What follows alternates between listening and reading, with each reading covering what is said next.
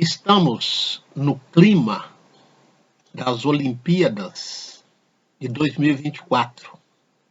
Olimpíadas que iniciaram-se no dia 26 de julho, em Paris, e que terminará dia 11 de agosto. Essas Olimpíadas têm dado visibilidade a diversos grupos étnicos, sociais, em diversas modalidades de esportes. Inclusive, o Brasil tem sido representado maciçamente pelas mulheres negras e por pessoas advindas de diversos estratos sociais. Há pessoas que ficam admiradas, mas basta lembrar que quando se tem políticas de equidades, todos os grupos sociais, étnicos, de gêneros, têm a possibilidade de estar representando em diversas modalidades. Durante muito tempo, a população negra era vista como a população que ocupava, sobretudo, o futebol, o atletismo, porque eram esportes que muitas vezes dependiam única, exclusivamente da individualidade, do esforço pessoal, sem nenhum apoio, muitas vezes, do Estado. Então, a partir do momento em que diversas modalidades de esportes foram sendo motivados ou foram tendo apoio do Estado, bolsas atletas, bolsas de pesquisa, etc. e tal, é evidente que os grupos que estavam até então na invisibilidade ou restritos a determinadas modalidades de esportes ganharam visibilidade. E é isto que as Olimpíadas, denominada Olimpíadas da Diversidade, está nos mostrando. Estou dizendo isso porque hoje nós vamos falar de alguns atletas negros do passado que não tiveram nenhum apoio governamental, que muitas vezes só tiveram apoio das suas famílias. Inclusive, nós temos visto alguns depoimentos de atletas que têm dito que se não fosse o grupo de amigos, se não fosse a família, eles teriam abandonados a profissão, vamos dizer assim, o gosto pelo esporte, seja ele qual for. Então é imprescindível políticas públicas de apoio a todas as modalidades de esporte, porque eles são possibilidades de inclusão social, étnico, racial e de gênero num país que é historicamente machista, preconceituoso e racista. Então eu estou falando aqui, vou falar aqui de Ademar Ferreira da Silva, nascido em 1927 em São Paulo e falecido em 2001 no Rio de Janeiro. Falarei também do João do Pulo, nascido em 1954 em Pindamonhangaba, São Paulo, e morreu em 1999, também em Pindamonhangaba, São Paulo. E de Nelson Prudêncio, nascido em Lins, São Paulo, em 1944, e falecido também em Lins, São Paulo, em 2012. Eu estou usando aqui para essa conversa, para essa comunicação, a obra já conhecida, Enciclopédia Negra, organizada pelo Flávio dos Santos Gomes, Jaime Laureano e Líria Moritz Schwartz. Uma obra já mencionada aqui em outros momentos e que volto a repetir, imprescindível para conhecermos negros e negras que durante muito tempo estiveram invisíveis na história do Brasil. No século XX, o Brasil conheceu uma nova realidade esportiva, com muitos atletas negros medalhistas olímpicos, especialmente no atletismo e na modalidade de salto à distância. Essa tradição teve início com Ademar Ferreira da Silva, nascido em 1927 em São Paulo.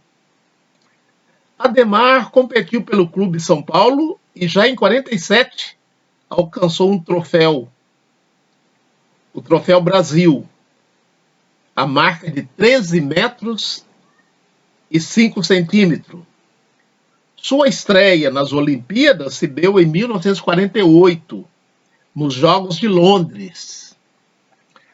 Nessas Olimpíadas, mais atletas brasileiros disputaram na modalidade de salto à distância. Geraldo de Oliveira, Hélio Coutinho da Silva, Ademar foi recordista sul-americano em 1949. Pentacampeão sul-americana em 1951, 55 e 59. Conquistaria o tricampeonato pan-americano. Em 1952, ganhou medalha de ouro nos Jogos Olímpicos de Helsinki. Na edição seguinte, em 1956, sagrou-se bicampeão olímpico nos Jogos de Melbourne. Sua última participação olímpica ocorreu em 1960, em Roma, encerrando sua carreira como atleta do Vasco da Gama, no Rio de Janeiro. Em 1993, Ademar foi condecorado com o título de Herói dos Jogos Olímpicos de Helsinki. Em 2000, recebeu a consagração do Comitê Olímpico Brasileiro, COB, com a medalha Mérito Olímpico, tendo sido considerado o maior campeão olímpico do atletismo brasileiro do século XX, ganhando 2 medalhas de ouro em Olimpíadas consecutivas. A tradição seguiria com Nelson Prudente dos Santos, nascido em Lins, interior de São Paulo, em 1944. O atleta participou de várias competições nacionais sul-americanas, conquistando a medalha de prata no Pan-Americano de 1967 e repetindo o feito em 1971. Ganhou medalha de prata nos Jogos Olímpicos do México em 68 e a medalha de bronze na Olimpíada de Munique em 1972. A tradição brasileira negra no atletismo olímpico, com atletas de salto à distância e salto triplo, conheceria seu ápice com João Carlos de Oliveira, também nascido no interior de São Paulo, em Pindamonhangaba, em 1954. Ele iniciou sua carreira em 1971. Nos Jogos Pan-Americanos de 1975, foi o recordista mundial com a marca de 17 metros e 89 centímetros. No salto triplo, recorde que só seria quebrado 10 anos depois. João do Pulo, como ficaria conhecido, ainda se consagraria em outras 2 Olimpíadas, com as medalhas de bronze nos Jogos Olímpicos de Montreal, em 1976, e de Moscou, em 1980. Depois de deixarem a carreira de atletas, Ademar Ferreira, Nelson Prudente e João Carlos enveredaram por outras áreas. Nelson Prudente seguiria a vida acadêmica, formando-se como professor de educação física na Universidade Federal de São Carlos, a UFSCar, e tendo sido vice-presidente da Confederação Brasileira de Atletismo em 2012. Morreu em 2012, aos 68 anos de idade. João do Pulo sofreu um acidente automobilístico em 1981 e em 1982, depois de 16 cirurgias, foi obrigado a amputar uma das pernas. Ainda assim, atuaria como vereador e deputado estadual. Em 1999, faleceu aos 45 anos de idade. Ademar Ferreira foi nomeado em 64 adido cultural na Embaixada Brasileira em Lagos, na Nigéria, permanecendo no posto até 1967. Atuou no jornalismo, na educação física e no direito, e também na política desportiva. Foi ainda ator na peça de teatro Orfeu da Conceição, de 1956, no filme Orfeu Negro, de 1959.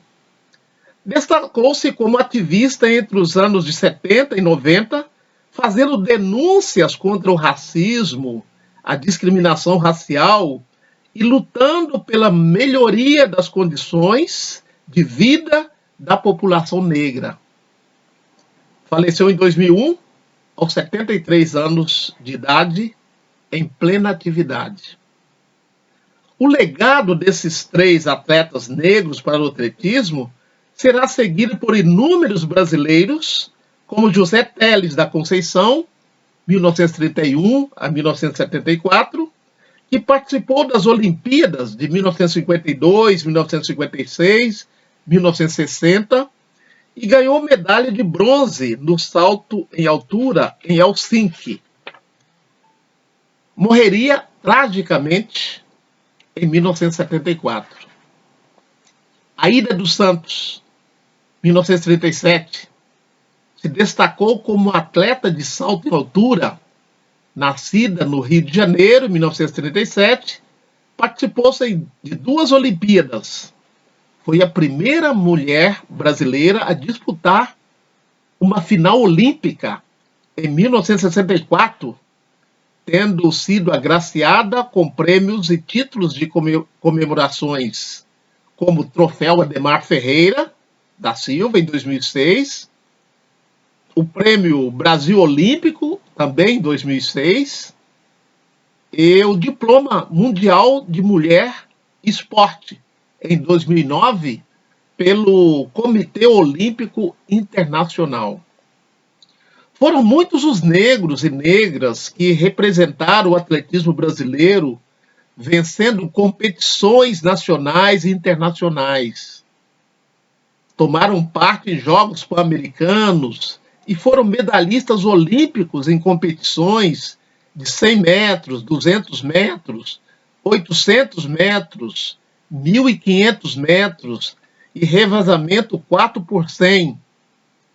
Entre outros, vale lembrar os nomes de André Domingos, 1972, Claudinei Querino, 1970, Robson Caetano, 1964, Antônio Gomes, 1951, 8, Zequinha Barbosa, 1961, Cláudio Roberto, 73, Arnaldo de Oliveira, 64, Agberto Guimarães, 57, Joaquim Cruz, 63, Vicente Lenilson, 77 e Edson Luciano, 1972.